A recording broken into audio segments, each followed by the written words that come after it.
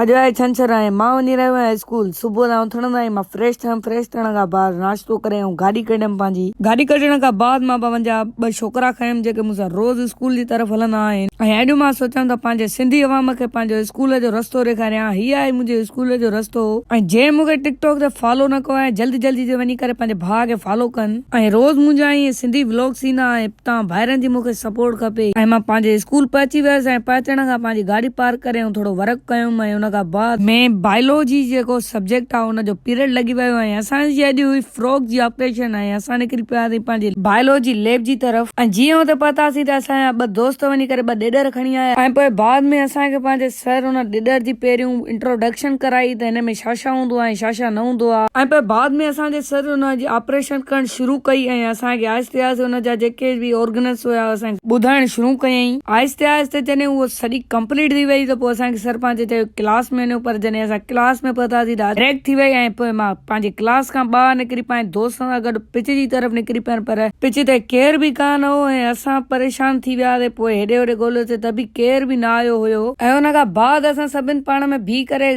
Discuss कई ऐं सभिनि मुंहिंजे वीडियोनि जी तारीफ़ कई जे माशाल्लाह यार ज़बरदस्त वीडियो तो पाण ठाही। ऐं पोइ बाद में ब्रेक बंदि थी वई ऐं असां निकिरी पियासीं पंहिंजी क्लास जी तरफ़। क्लास में वेही बोर थी करे केर बि सर न आयो। पोइ छुटी थी वई ऐं सभु पंहिंजे घर जे तरफ़ निकिरी पिया। ऐं पोइ बाद में मां पंहिंजी पार्किंग मां गाॾी खणी ऐं मां बि पंहिंजे नंढनि 2 छोकिरनि खे खणी घर ॾांहुं रवाना थियासीं। ऐं घर अचण ताईं मुंहिंजी हालत ख़राब थी ऐं तकड़ में मां पंहिंजो यूनिफॉर्म लाइ फ्रेश थी ऐं फ्रेश थियण खां बाद यार मूंखे ॾाढो मज़ो आयो। ऐं पोइ बाद में वर्ल्ड कप जी मैच हली रही हुई ऐं मां 2 मैचूं ॾिसी रहियो हुउमि ए स्पोर्ट ते जेके हली रहियूं। ऐं बाद में चांहि बि अची वई, गरम गरम चांहि बि मां पीतमि। ऐं बाद में हे पापड़ अॻियां अची विया मुंहिंजे अॻियां ऐं पापड़ गरम गरम खाधमि। यार लाइक एंड फॉलो लाज़मी कयो ऐं यूट्यूब जी लिंक बायो में तव्हां जल्दी जल्दी वञी करे मूंखे उते बि सब्सक्राइब कयो। थैंक्स।